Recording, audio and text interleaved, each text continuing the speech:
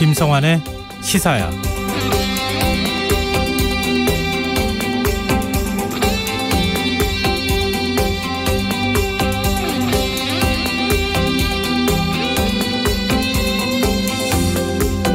안녕하십니까. 시사평론가 김성환입니다. 한덕수 국무총리 후보자에 대한 임명동의안이 오늘 오후 국회 본회의를 통과했습니다. 민주당 지도부는 오전까지만 해도 한덕수 총리는 부적격하다는 강경한 입장을 굽히지 않았는데요. 4시간가량 이어진 의원총회 끝에 야당이 새 정부 출범을 방해할 의사가 전혀 없다는 점을 분명히 하기 위해 대승적 결단을 내렸다는 입장을 밝혔습니다. 대통령실은 이런 상황에 대해 매우 다행스럽게 생각한다면서 국정 수행의 동반자인 야당과 더 긴밀히 대화하겠다는 메시지를 냈고요. 한덕수 후보자 역시 야당과의 협치는 선택이 아닌 필수라며 책임 총리로서 혼신의 힘 다하겠다는 의지를 내비쳤는데요. 한덕수 총리 인준이 협치를 실현하는 계기가 될 수 있을까요? 이로써 윤석열 정부 초대 내각이 진용을 갖추게 됐지만 인선 과정에서 불거진 논란, 공정과 상식을 회복하는 일은 앞으로 해결해야 할 과제가 됐는데요. 잠시 뒤 이어지는 뉴스 외전에서는 한덕수 총리 인준 이후 전국을 전망해보고 6일 지방선거 판세와 남은 변수를 살펴보겠습니다. 조 바이든 미국 대통령이 방한해 2박 3일간의 일정을 시작했습니다. 바이든 대통령과 윤석열 대통령은 조금 전 평택 삼성 반도체 공장에서 첫 만남을 가졌는데요. 내일로 예정된 한미 정상회담에선 과연 어떤 의제들이 논의될지 더 깊이 있게 들여다보는 인터뷰 시간에 전문가와 이야기 나눠보겠습니다. 김성환의 시사에는 청취자 여러분들의 관심과 참여 기다립니다. 방송 내용과 관련해 의견 있으신 분들은 문자 보내주십시오. 당첨된 분들께는 모바일 상품권 보내드릴 텐데요. 참여하실 번호는 샵 9730이고요. 짧은 문자는 50원, 긴 문자는 100원의 정보 이용료가 부과됩니다. 콩 게시판을 통해서도 무료로 참여하실 수 있고요. 콩 어플리케이션과 KBS 라디오 유튜브 채널을 통해서도 저희 방송을 실시간으로 시청 또 참여하실 수 있습니다. KBS 1라디오 김성환의 시사야. 그럼 지금 시작하겠습니다.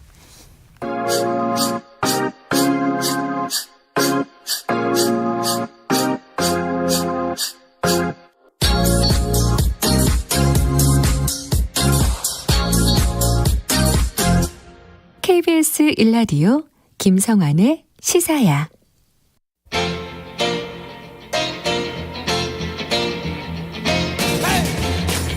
한 주 동안 있었던 뉴스 가운데 우리가 조금 더 깊이 들여다봐야 할 뉴스를 짚어보는 시간입니다.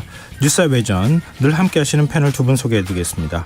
배종탄 인사이트K 연구소장 자리하셨습니다. 안녕하세요. 안녕하십니까. 김민하 시사평론가 모셨습니다. 안녕하세요. 안녕하세요. 네. 오늘 속보로 들어온 소식부터 얘기를 해보죠. 네. 오늘 국회에서 한덕수 국무총리 후보자 임명 동의안이 가결됐는데요.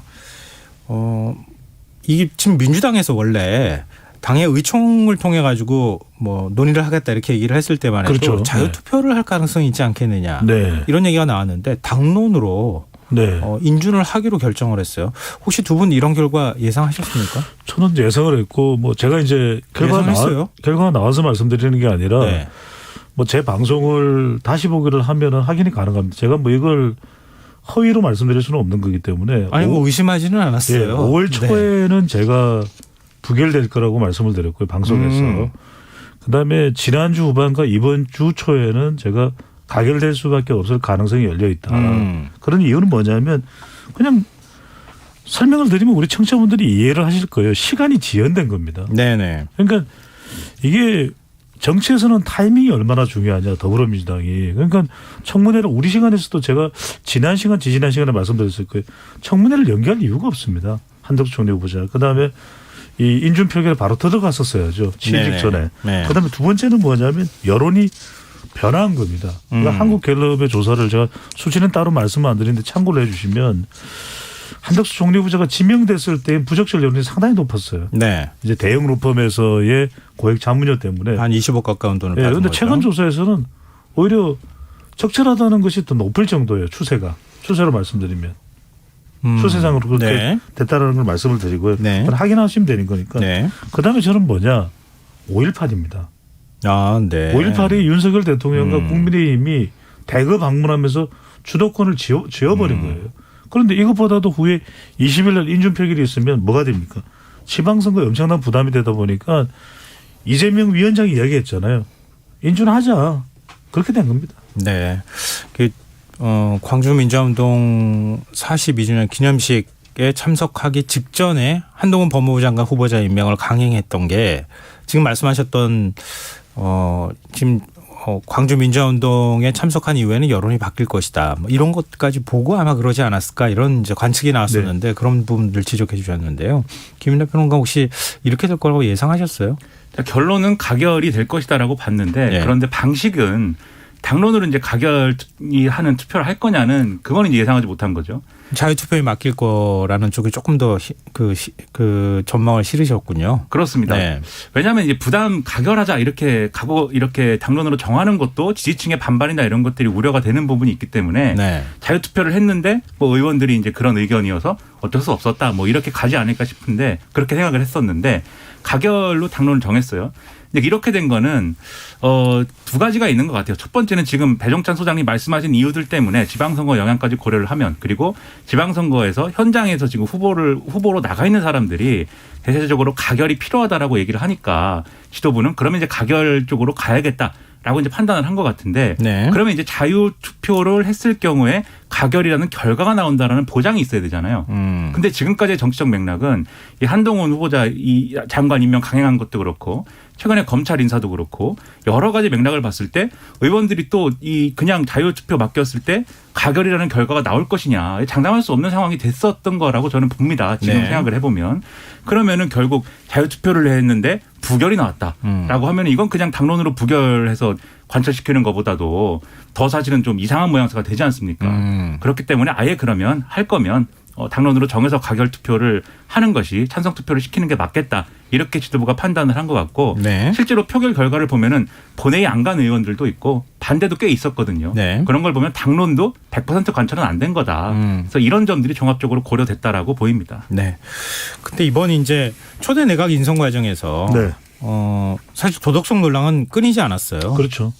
자격 미달이다. 뭐 이렇게 지금 야당 쪽에서 했던 후보자가 5명 정도 됐던 것으로 기억하고 있는데요. 한덕수 국무총리도 이제 국무총리가 됐으니까 네.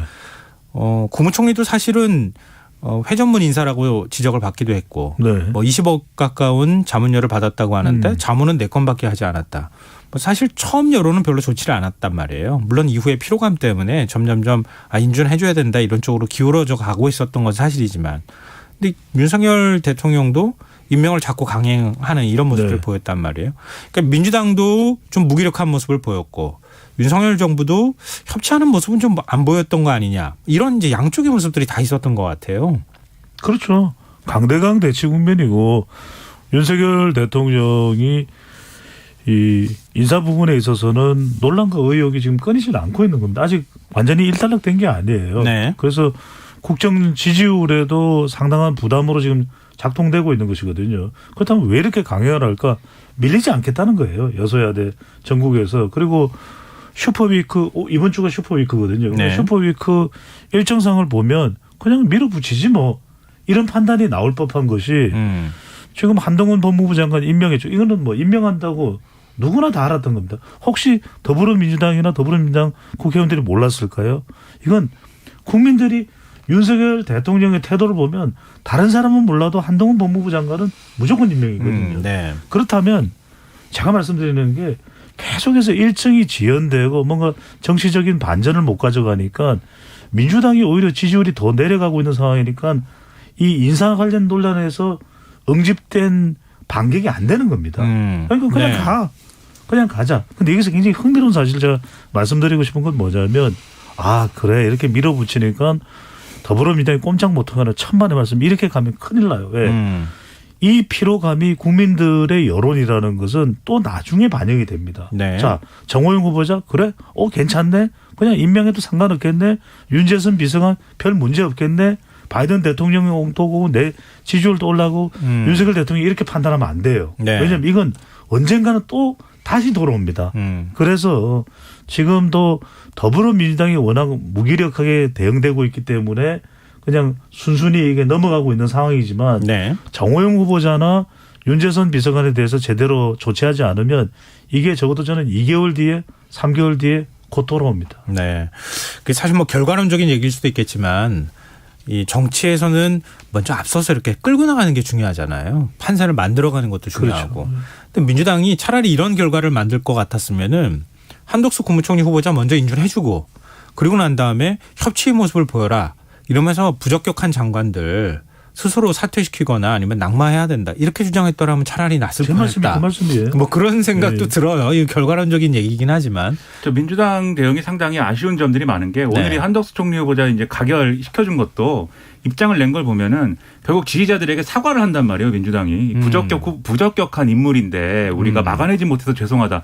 근데 가결 투표를 해놓고 이제 부적격한 인물을 막아내지 못해서 미안하다라고 하는 게 사실 앞뒤가 좀 안 맞는 것처럼 들리죠. 그런데 그동안의 민주당의 대응을 보면은 사실 초반에 이제 인사 이렇게 뭐 지명이 되고 쭉 이제 인사와 관련된 여러 가지 논란이 나올 때 그때 민주당이 제가 볼 때는 지금까지 오면서 크게 두 가지 계기로 이 인사 논란에서 제대로 대응하지 못했다고 생각을 하는데 첫 번째가 이제 검찰 수사권 폐지 그 국면이었습니다. 그 국면에서 사실은 인사 문제하고 집무실 이전 문제 이런 불통 문제를 가지고 이제 쭉 밀어붙이는 이런 이 장면을 만들면서 집중력을 발휘했으면은 인사들이 대단히 부적격하다는 게 계속 이제 여론에 어필을 하고 그 결과로서 이 한덕수 총리 후보자에 대해서도 더 강경한 입장을 가져올 수 있었다고 좀 보거든요. 네. 그런데 이제 초반에 이제 이슈가 분산이 되고 오히려 검찰 수사권 축소에 대해서는 윤석열 이 정권이 할 말이 더 많게 만들어져 버리는 바람에 그래서 이제 꼬인 부분이 초반에 있었다고 보고 그걸 지나고 나서 사실 계기는 한동훈 이 후보자 청문회였어요, 사실. 거기서 이제 좀 더 네. 체계적으로 그리고 그쵸. 정확하게 아픈 데를 확 찔러서 예를 들면 이제 정말 저거는 뭐 윤석열 대통령이 아무리 임명하고 싶은 마음이 강해도 국민들이 볼 때는 절대로 안 되는 인사로구나 이런 거를 증명을 했다면 그러면 이게 또 국면이 달라질 수 있었을 텐데 그게 아니고 이제 실수만 부각되고 막 이래버렸잖아요. 네. 그러니까 이 두 가지 국면에서 민주당이 안이하게 대응한 것이 결국은 한덕수 후보자 인준하는 이 어떤 맥락에 있어서도 이 지지자들에게 사과를 할 수밖에 없는 그런 상황이 된 것이기 때문에 이런 부분과 관련돼서는 제가 볼 때는 여러 가지 당의 어떤 전략이라든가 네. 다시 중심을 세우는 문제라든가 이런 것들을 가다듬어야 된다 이렇게 생각이 됩니다. 네. 좀 뼈아프게 들어야 될 부분이긴 할 것 같아요. 그럼요. 왜냐하면 야당도 사실 제 역할을 좀 해줘야 될 필요도 있는 거거든요. 견제라는 게 야당의 기본적인 뭐 본연의 어떤 역할이기도 할 테니까요. 막무가내로 견제하면 또 안 되겠지만. 능력과 실력을 보여야 되는 것이 네. 이게 여대 야소가 아니고 여소야대 아니겠습니까? 그렇죠. 그러면은 거대 야당에 대한 능력이라는 것은 결국 숫자가 아니라 실력이거든요. 그러니까 바로 그 부분이 지금 보이지 않는 것이 지지율로 나타나는 겁니다. 네. 뭐 근데 이건 짧게 좀 여쭤보고 싶은데 정호영 후보자 어떻게 할까요? 자진 사퇴하는 쪽으로 정해야 되겠습니까? 저는 그게 정상적인 수순이라고 보거든요. 그냥 제 분석으로는. 네. 그런데 지금 윤석열 대통령이 관련된 발언을 하고 있는 거 보면 임명하는 거 아닌가 싶기도 해요. 그러면은 윤석열 대통령이 오히려 역풍을 그러니까 맞지 윤재선 않을까요? 비서관에 대해서도 뭐 대응이 있나요? 그러니까 바이든 대통령이 훅 하고 오니까 그냥 평택 공장에서 공동 연설 또 평택 공장 반도체 시설이 관람하고 네네. 그런 식이지 전혀 그런 관련되는 발언이 안 나오거든요. 심지어는 김대기 비서실장으로부터 안 나오고 그러니까 윤재선 비서관은 그냥 유야무야 넘어가는 겁니다. 그렇다면 그런 관점에서 본다면 정호영 이 후보자의 경우에도 지금 이렇게 오랫동안 끌어왔는데 사퇴를 시킨다? 그것도 납득이 안 되고 사퇴를 안 시키는 것도 납득이 안 되고 이래저래 다 납득이 안 되는 거죠. 네. 김민하 평론가 어떻게 보세요? 제가 볼 때는 이제 윤석열 대통령의 내심은 정리하고 싶은 마음이 없는 것처럼 보여요. 왜냐하면 어제까지 보도를 보면은 그건 일종의 정치적 거래다. 그런 거래하고 싶지 않다. 이렇게 얘기를 하는 것으로 이제 보도가 됐는데 네. 그런데 지방선거에 미칠 영향이나 이런 걸 고려해 볼 때는 국민의힘의 입장에서는 가만히 있을 수가 없겠죠. 그래서 윤석열 대통령에 대한 설득도 시도를 하겠지만 결국은 정호영 후보자에 대해서 자진 사퇴를 해달라는 설득을 계속 할 거라고 저는 보이고요. 그리고 네. 대통령실의 참모들도 그런 방향으로 설득을 할 거여서 윤석열 대통령이 아무리 이제 정호영 후보자를 임명을 하고 싶어도 본인이 그만둔다고 하면 그건 어쩔 수 없는 거 아닙니까? 제가 기억하기로는 보수 언론에서도 자진 사퇴가 필요하다는 사설을 뭐 2번인가 썼거든요. 네네. 그런 거를 근거로 해서 아마 정호영 후보자에게 더 이상 대통령에 누를 끼치면 안 된다라고 하는 어떤 그런 설득이 주말 정도에는 좀 이루어지지 않을까 생각합니다. 앞서 이제 민주당의 전략 부재, 무능력 이런 부분들 지적해 주셨지만 거꾸로 얘기하면 또 이런 상황까지 와서 한덕수 국무총리 후보자 인준까지 했는데 근데 정호영 후보자 난 내 뜻대로 인사할 거야. 이렇게 해버리면 모양이 참 이상해지지 않을까. 역풍이 불 겁니다. 그거는. 네. 근데 그런 생각도 좀 들긴 하는데요. 말씀하셨던 것처럼. 또 앞으로 이제 전국이 어떻게 흘러갈 것이냐 이게 중요하지 않겠습니까? 지금 이른바 이제 검사나 검찰 수사관들이 청와대 지나치게 많이 들어가 있다. 뭐 다른 요직에도 마찬가지고요. 한동훈 법무부 장관 역시 검찰 인사를 지금 막 단행하고 있는 상황이기도 하고요. 뭐 이른바 민주당 쪽에서는 검찰 공화국이 된다 이렇게 얘기를 하고 있는데 이런 가운데 백윤규 전 산업통상부 장관 이 집과 연구실을 압수수색을 한다던가 이게 문재인 정부를 겨냥하는 듯한 수사 그리고 이재명 지금 후보를 겨냥하는 듯한 수사들이 팍 속도가 붙기 시작하는 모습들을 보인단 말이에요.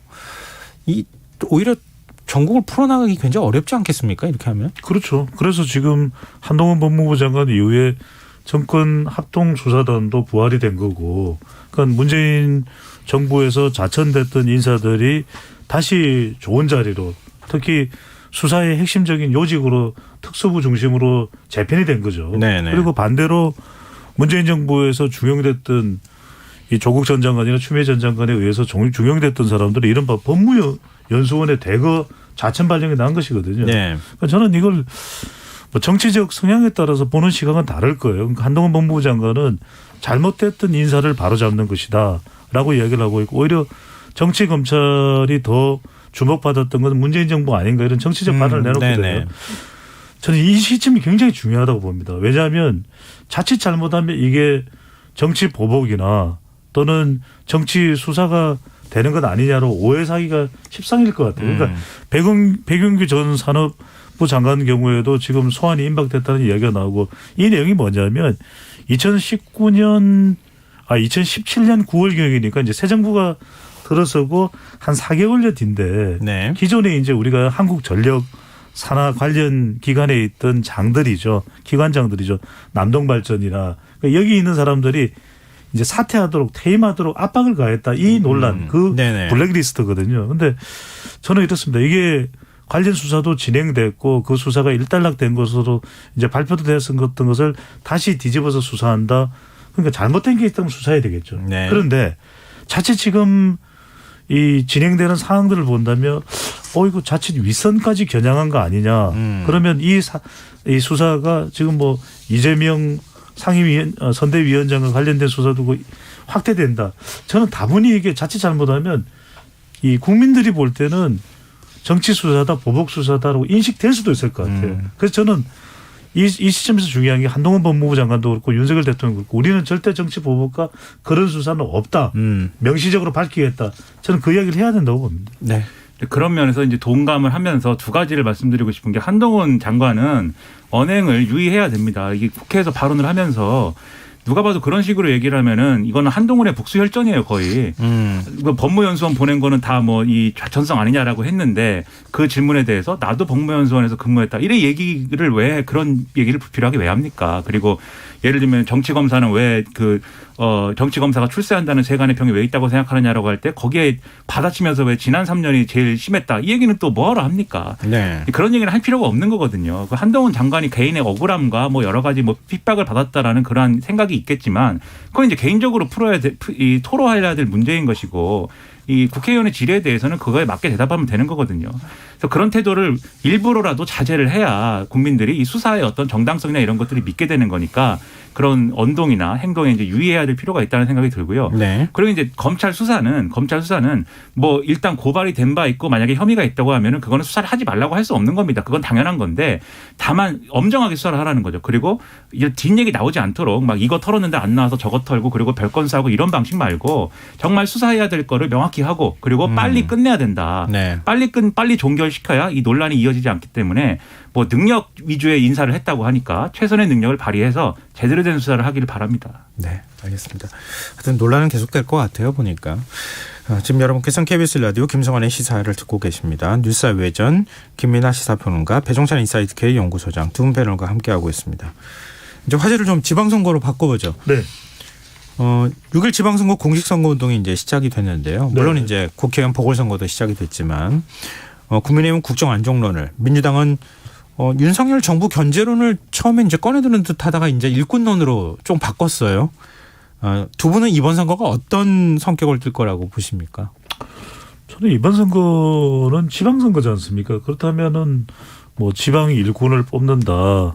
우리 지역의 리더를 또 우리 손으로 직접 선출한다. 이게 사실은 지방선거의 성격이죠. 근데 저는 그렇게 안 된다고 봅니다. 이번 선거는 철저하게 대선의 연장전이다. 근데 대선의 연장전인데 힘의 우위가 어디에 있느냐.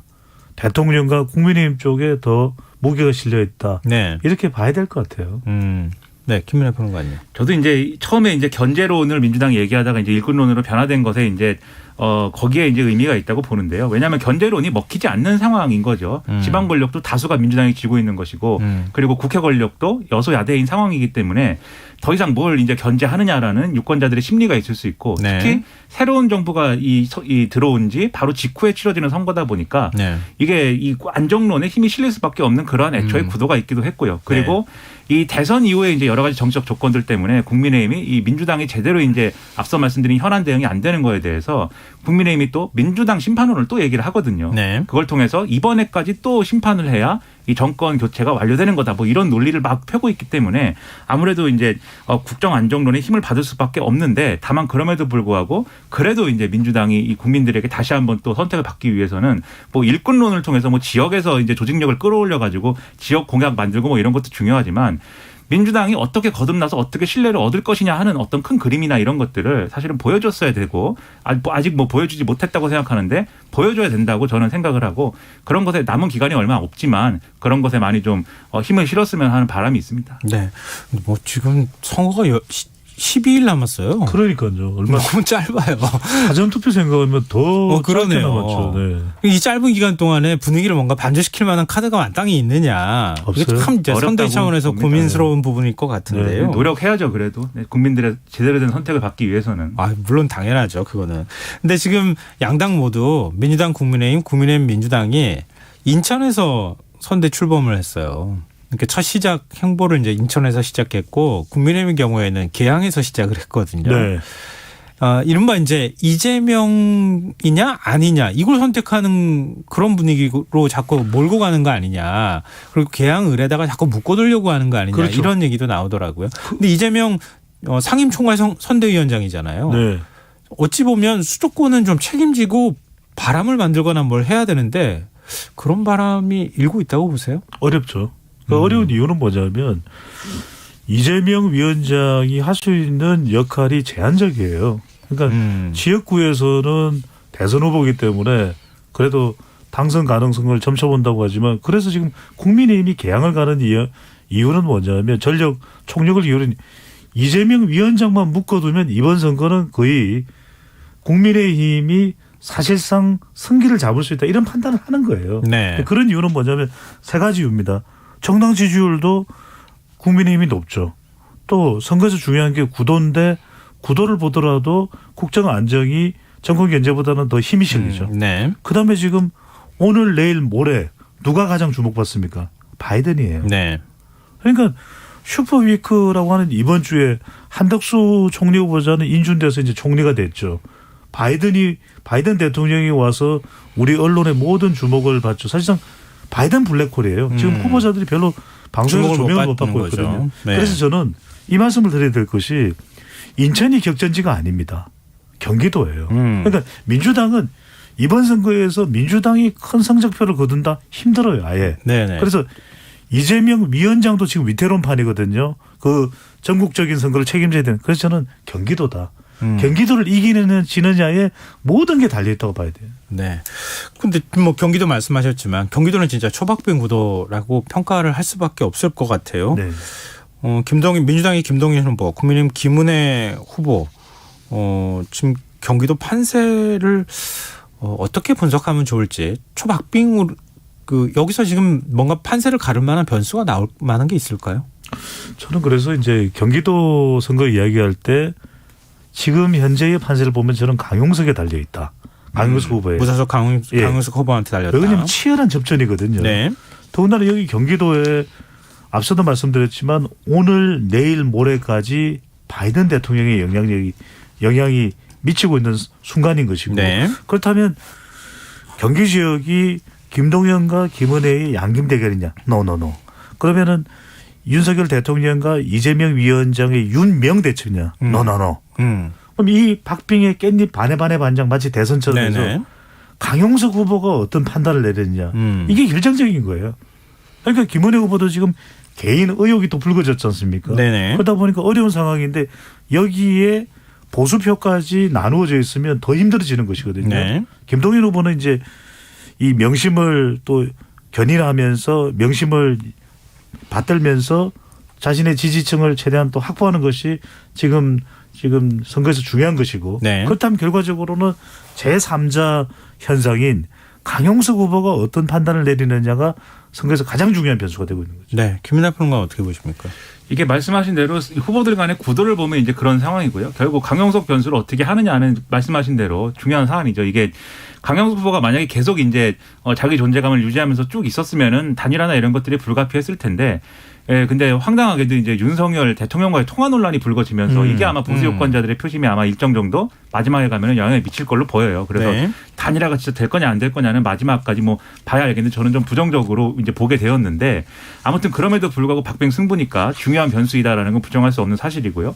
그다음에 여기에 더해가지고 김동연 후보가 얼마나 그러면 또 확장력을 발휘할지도 앞으로 지켜봐야 될 필요가 있는 게 지금 앞에 이재명 이제 후보 변수 얘기했지만 수도권 전체에서 사실은 컨벤션 효과가 일어나가지고 뭔가 이렇게 쭉 가는 그런 이제 그림이 있어야 되는데 네. 지금 오히려 이재명 효과는 없는 거 아니냐 뭐 이런 얘기 나오잖아요. 그리고 네. 앞서 인천이 격전지가 됐다라고 말씀하신 것도 만약에 인천시장 선거를 져버리면 이재명 후보가 이 개항을 해서 당선이 되더라도 그게 이 결산을 바랄 수밖에 없죠. 그렇죠. 결산을 냈을 네. 때는 이거 뭐 이재명 효과는 이 개항을에 국한돼 있었구나라고만 이제 생각할 수 있는 거고 오히려 개항을은 쉬운 선거였는데 그것도 어렵게 치른 거 아니냐. 그래서 이거 전반적으로 평가가 이재명 후보에까지 안 좋아지는 걸로 가거든요. 그렇게 됐다고 봤을 때는 결국 김동연 후보가 명심 플러스 알파를 어떤 방식으로 어떻게 더 가지고 가느냐 이게 또 핵심이기 때문에 그에 맞는 메시지와 전략이 나름대로 있을 거라고 보는데 그것 중에 하나가 예를 들면 이재명 후보에 남아있는 경기도에서 의혹 뭐 법인카드 얘기 뭐 이런 거 있잖아요. 거기에 대해서는 김동연 후보가 본인의 어떤 뭐 새로운 정치 깨끗한 정치 이런 거를 이제 표제로 갖고 있으니까 나름대로 그런 부분에서 선을 긋는다든지 이런 행동으로 나오지 않고 있느냐 이런 생각입니다. 네. 그럼 두 분은 지금 여권 단일화 네. 가능하다고 보세요? 강용석 후보하고 김은혜 후보? 저는 어떤 식으로든 정치적 협상은 있을 수밖에 없다고 보입니다. 왜 그러냐면 협상이 이루어지면 그러면 강용석 후보가 어떤 물밑 협상을 한 그렇죠. 다음에 결정이 사퇴한다. 내려지겠죠. 그렇다고 뭐 단일화한다고 나와가지고 기자회견도 하고 이렇게 하기는 쉽지 않지 않겠냐 이런 관측도 나오죠. 그렇죠. 왜냐하면 대선 때하고 비슷합니다. 대선 때도 왜냐하면 윤석열 후보나 안철수 후보가 단일화 얘기를 했지만 결국에는 단판으로 결정이 났거든요. 네. 그러니까 비슷하고 유사한 현상이 나타날 수밖에 없다. 왜냐하면 대선 때도 안철수 후보하고 이준석 대표하고 국민의힘 이준석 대표가 안 좋았단 말이거든요. 그렇다면 이번에도 이준석 대표하고 강용석 후보가 안 좋은 것이거든요. 그러니까 네. 그런 사안들이 어떤 식으로든 해결을 찾아가면서 정치적인 단판, 정치적인 결단이 내려질 수밖에 없다. 왜? 강용석 후보는 선거 결과에 따라서 본인도 상당히 부담이 될 수밖에 없거든요. 그렇기 때문에 끝까지 완주를 냈을 때 올 수 있는 결과에 대한 부담이 크기 때문에 어떤 식으로든 정치적 단판이 있을 수가 있다는 거죠. 또 강용석 후보는 절대 뭐 난 단일화 제안 받지 않으면 나는 뭐 끝까지 완주하겠다 이런 입장이잖아요. 정치 자금도 다 걷었다. 강 후보는 그렇게 해야 얘기하고. 되겠죠. 네. 그렇게 해야 얻어낼 것이 많아지는 것이기 때문이죠. 너무나 부담스러운 부분이 강용석 후보가 있는 게 만약에 선거 결과가 나왔는데 강용석 후보 때문에 이제 김은혜 후보가 졌다. 얘기가 이렇게 되면은 앞으로 강용석 후보도 이번 선거를 끝으로 아무것도 안 할 게 아니고 나름대로 할 일이 뭐 자기는 이제 많은 거 아닙니까? 유튜브 네. 방송도 해야 되고 예. 그리고 정계 복귀도 속속 계속 이제 노려야 되고 근데 그런 것까지 다 포괄해서 보면은 그 평가는 상당히 이제 앞으로 이제 아프게 남을 거거든요. 네. 그렇기 때문에 저도 어떤 방식으로든지 뭔가에 대한 협상을 할 텐데 근데 협상이 굉장히 복잡할 것 같아요. 그냥 이를테면 그냥 뭐 사퇴해라. 그리고 나머지는 뭐 다음에 얘기하자 이런 방식으로 될 것인가는 좀 의문이고 이게 이준석 대표에 대한 문제제기 이런 게 다 섞여 있는 거잖아요. 강용석 후보에 그렇죠, 대한 그렇죠. 문제는 복당 뭐 이런 윤리위 그런 것까지 포괄하는 무슨 얘기를 해야 될 텐데 뭐 이게 커튼 뒤에서 할 거니까 아마 예측하기는 좀 어려운 것 같습니다. 네, 알겠습니다. 근데 앞서 잠깐 뭐 말씀하셨지만 김은혜 후보가 과거 KT 임원이었을 당시에 자신의 지인의 부정 취업을 청탁했다. 뭐 이런 논란에 휩싸였는데 이것도 진실 공방이 벌어지고 있어요.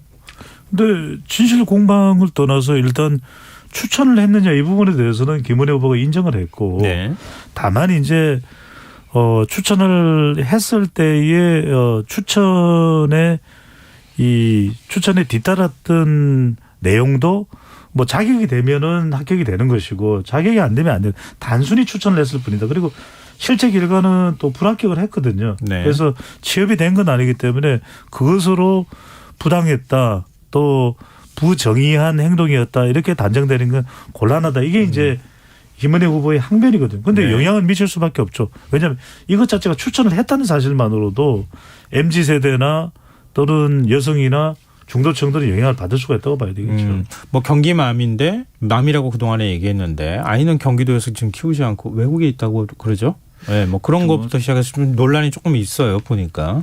그렇습니다. 개인 신상에 대한 논란이 뭐 이렇게 계속 나오는데 특히 KT 건의 경우에는 말씀하신 대로 법의 잣대를 보면은 사실 이제 처벌하기는 좀 어려운 사안일 수 있습니다. 왜냐하면 추천을 한 건 맞는데 그게 관철이 안 됐고 그리고 추천을 하면서도 이게 기준에 안 맞으면은 뭐 탈락시켜도 된다 뭐 이렇게 얘기한 것 이상의 뭐가 없다 이렇게 얘기한 거니까. 근데 1차 면접에 뭐 이 결과가 바뀌거나 이런 게 분명히 있는 데다가 이게 법의 잣대로 보면 그런데 정치의 잣대로 보면 어쨌든지 간에 어떤 기업의 어떤 이 정치권 인사가 임원으로 가서 자신의 어떤 시댁 식구의 뭐 이래가 조카인지 아는 사람인지를 이렇게 추천을 하는 과정은 분명히 존재했던 거잖아요. 그런 행위를 했던 사람이 더 큰 권력을 갖게 됐을 때 예를 들면 뭐 경기도지사가 됐을 때 네, 그럴 네. 때는 어떻게 행동하겠느냐 이거 유권자들이 이걸 기준으로 판단을 해야 할 수밖에 없는 거거든요. 네. 그렇다면 여기에 대해서는 성심성의껏 그때 왜 그랬는지 그때 잘못 생각한 것인지 어떻게 지금은 생각하는지 이런 것들을 밝혀야 되는데 그냥 아니라고 해버렸습니다. 이 관훈 토론회에서 네네. 전혀 모르는 일이다 사실이 아니다라고 해버렸기 때문에 저는 그런 해명 방식이 오히려 유권자들에게는 부정적인 평가가 될 것이다라고 생각을 합니다. 네. 자, 서울시장 선거 얘기도 좀 해보죠. 네. 오늘 뭐 지금 송영길, 오세훈 두 후보가 맞붙는 1대1 토론도 있었는데요. 아우, 불꽃 튀더라고요. 보니까 이런 토론을 대선 기간 중에 봤으면 어땠을까 하는 생각도 좀 보면서 들기도 하던데요. 네. 송영길 후보는 지금 이제 열세라는 거 인정하는 것 같아요. 26일쯤 역전할 수 있다 이런 얘기도 하고 있거든요. 서울시장 선거 판세는 어떻게 될 거라고 보세요? 그러니까 지금 김성환 진행자 또 정치 관여도나 해석 능력이 있는 분이시기 때문에 가장 훌륭한 평론가시죠. 그렇죠. 네. 뭐 갑자기 난데없이 대한민국 대한민국 1등이죠. 최고죠. 네. 네. 근데 이제 그래서 토론도 보시고 이제 관심도 가지시고 분석도 하시지만 과연 서울 시민들이 그럴까? 그래서 저는 서울은 지금 오히려 오세훈 후보 쪽에 올려져 있는 무게가 더 많다. 그러니까 송영길 후보인 경우에도 자격과 또 역량을 갖추고 있는 인물로 평가받을 수가 있겠죠. 네. 그런데 그러기에는 이번 선거가 구도적으로 너무 힘든 선거가 될 수밖에 없다고 봅니다. 왜냐하면 지금 오세훈 후보의 경우에는 자기 스스로의 오심이 있죠. 네. 그다음에 윤석열 대통령의 지난 대통령 선거에서 서울에서 윤석열 대통령이 31만 표를 이겼거든요. 네네. 윤심이 있죠. 여기에 또 부심이 있습니다. 부동산 부심. 여기에 뭐냐 또 하나 추가됩니다. 뭡니까? 바심. 뭔지 아시죠? 바심. 바이든. 아니, 바이든에 그냥 주목을 하시는군요. 아니 주목을 할 수밖에 없는 국적이 것이 미국이신지. 네네. 너무 저를 공격하시지 마세요. 아니, 그런데 궁금해요. 지금 송영길 후보의 경우에는 윤심이 있고 명심이 있고 송심이 있거든요. 네. 그런데 뭔가 자기는 이야기를 하고 싶은 게 많아요. 그런데 오늘 내일 모레 금토일이 다 바이든의 이야기로 묻혀버린다는 거죠. 저는 이 이야기를 드리는 겁니다. 네. 잘 되려면 배심과 완심이 있어야 됩니다. 네. 김성환과 대종찬의 배심과 완심이 있어야 돼요. 김민아는 하심은 네. 저는 뭐 김민하 평론가 얘기해 주십시오. 저는 이제 하급이어가지고 이게 왜 그래? 서울 지금 말씀하신 이제 구도가 맞다고 보여. 그리고 여기 하나 더 하자면은 오세훈 시장이 현직이지 않습니까? 그래서 이 현직인 구도가 흔들리려면은 저 사람이 현직 시장을 하던 동안 뭘 잘못했다. 이게 이제 공격이 가능해야지 되는데 그렇게 공격하려고 보니까 지난 1년 반 정도는 한 게 없잖아요. 4.7 보궐선거로 당선이 됐습니다. 그렇죠. 할 시간도 없었고 또 이제 서울시의회 다수가 민주당이다 보니까 내가 할 일 제대로 못했다라는 거고 공격할 거리를 굳이 찾자면 옛날에 이제 두 번 서울시장 했을 때 그때 얘기를 해야 되는데 그것도 너무 오래전이고 그러다 보니까 이 심판 여론이 작동을 안 해서 사실 오세훈 후보에게 유리한 어떤 그런 조건들만 작동을 하는 판이어서 이거 쉽지 않은 선거이다. 그건 분명한 사실입니다. 아, 그렇군요. 지금 지방선거가 보통 대통령 선거는 70% 후반 투표율이 나오지만 지방선거는 60% 넘기가 쉽지가 그렇죠. 않잖아요. 지난 2018년 지방선거가 60.2인가 나왔더라고요. 네. 제가 기억하기로는. 이번에도 비슷할 거예요. 그러니까 그렇게 되면은 지금은 열세를 하더라도 대선의 2차전 성격도 일부 갖는 것도 있고 네. 그리고 조직세가 또 있을 수 있단 말이에요. 근데 지금 서울시 구청장이 24대 1이잖아요. 구도가. 민주당이 앞서고 있는 상황이고. 이제 이런 것도 일부 지금 이제 격차가 나오는 있는 것으로 나오지만 실제 투표 결과는 격차가 좀 좁혀지지 않겠느냐 이런 분석도 나오는데 그런 어떻게 가능성이 보세요? 있습니다. 지금의 여론조사보다는 왜냐하면 여론조사라는 것은 투표율이 반영된 건 아니거든요. 네. 그래서 현직이 많은 더불어민주당이 더 결집을 하게 되면은 지금보다는 좁혀질 것이다. 그리고 선거의 결과에 당락이 바뀔 수도 있다. 이런 전망도 있습니다. 그런데 네. 더 중요한 건 우리 지난해 보궐선거 보십시오. 그러니까 조직보다 더 중요한 건 바람이거든요. 네. 그러니까 여론이죠. 네. 그러니까 지금 정당 지지율도 중요한데 선거에 나가는 후보자들의 기초 체력 비타민이 정당 지지율인데 정당 지지율은 지금 발표되는 조사 결과 더불어민주당이 오히려 낮아지고 있고 그렇죠. 그리고 또 지금 선거에서 중요한 것이 조직도 조직이면 뭔가 이슈를 선점해야 되거든요. 2010년에 무상급식 아시지 않습니까? 네. 특별한 뭔가 이슈가 안 나와요. 게다가 지금 슈퍼위크 동안에 다른 이슈, 외교안보 이슈가 바이든, 네. 아니 바심. 네. 시간이 없으니까 제가 예. 넘어가겠습니다. 지금 바심도 있고 네. 그러다 보니까 저는 이 말씀은 드려야 될 것 같아요. 그래도 남아있는 선거에서 핵심은 뭐냐 어떤 유권자층이 저는 50대와 여성이다. 왜? 50대가 투표율이 높은데 진보와 보수가 나눠지거든요. 그리고 네. 여성 표심은 여전히 아직까지도 부동층으로 남아있고 투표 의향도 있다. 오여 50대와 여성이 중요한 거죠. 네. 김민하 평론가. 전 뭐 시간이 없기 때문에 짧게 말씀드리면 조직력에 의한 선거도 한계는 있기 마련입니다. 네. 그래서 이제 지방선거 투표율이 뭐 이 평균보다 낮을 수도 있는 것이고 그 조직력에 의해서 그 격차가 좁혀질 수도 있는 거지만 그렇게 하려면 지지자들이 또 나름대로 엄청난 열정을 가지고 선거에 응해야 이게 또 조직력이 작동을 하는 거거든요. 그렇죠. 투표장으로 나가죠 일단. 그렇죠. 근데 최근 여론조사를 보면 오히려 지지층도 지금 민주당의 지지를 지탱하던 지지층이 좀 빠지는 국면이고 이게 남은 기간 동안에 다시 재결집시키는 뭐 그런 이슈가 있을 것이냐에 대해서는 조금 부정적으로 볼 수밖에 없기 때문에 네. 조직력이 작동을 안 한다고 볼 수는 없는 거지만 기대한 만큼 정말 100% 100점의 어떤 조직력이 나올 것이냐 이 민주당이 기대하는 그거 이제 지금 얘기하기 상당히 쉽지 않다. 그래서 남은 기간 동안에 그러면 조직력을 또 어떻게 끌어올리냐가 중요한데 조직력을 끌어올리려면 또 민주당이 항상 해오던 얘기 좋아하는 얘기를 하는 그런 전략이 좀 작동할 수도 있는데 어떤 거요? 예를 들면 이제 뭐 이 검찰 얘기를 한다든지 물론 지방선거에서 검찰 이슈가 얘기가 되지는 않습니다만 네. 그런 분위기 속에서 지지자들이 좋아하는 어떤 것들을 이제 가지고 승부를 보려고 할 수도 있겠는데 그럴 경우에 이제 중도 표심에 또 악영향이 있겠죠. 그래서 이 조직력을 어떻게 끌어올릴 것이냐에 대해서는 고민이 상당히 더 필요하다고 봅니다. 저는 2010년이 굉장히 좋은 사례가 된다고 봅니다. 2010년의 경우에 보면 무상급식이 정말 중요한 민생이었거든요. 그래서 저는 지금도 뭐 통신비 또 우리 물가 인상 얼마나 민생 관련된 부분을 더 그런 적극적으로 부분들 좀 건드려라. 예, 이야기하는 정당이나 후보자 쪽에 시선이 갈 수밖에 없는 거죠. 네, 알겠습니다. 하여튼 뭐 전체적으로 판세를 얘기하다 보니까 좀 쉽지 않은 선거이긴 하겠다 민주당 입장에서 이런 생각이 들긴 하는데 앞으로 이제 한 열흘 남짓 시간이 남아 있으니까요. 이 기간 동안에 어떤 변화가 있을지 저희가 좀 지켜보도록 하죠. 뉴스의 외전 여기서 마무리하겠습니다. 지금까지 김민하 시사평론가 배종찬 인사이트 K 연구소장 두 분과 함께했습니다. 오늘 말씀 고맙습니다. 고맙습니다. 감사합니다.